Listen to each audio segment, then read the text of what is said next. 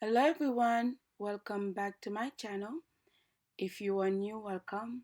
Please don't forget to subscribe to my channel for whenever I upload a new video, you'll be the first to know. Today I'm going to show how I did the nail plate for my practice hand. And I want to say a big thank you for Midge KG. I don't know if I mispronounced it, sorry if I did. And one from Laka, Amanda Carson. Thank you for your comment, ladies, because my son is volunteer now for my practice, and before I had to beg him. Thank you so much. So these are the tools that I use.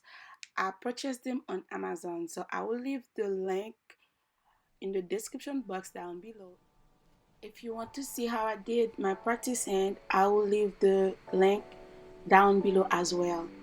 So as you already know, I'm gonna let you guys enjoy the video, and I want to say big thank you again for your support. Thank you for my new subscribers.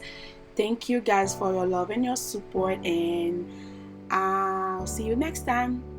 I love you all. Bye.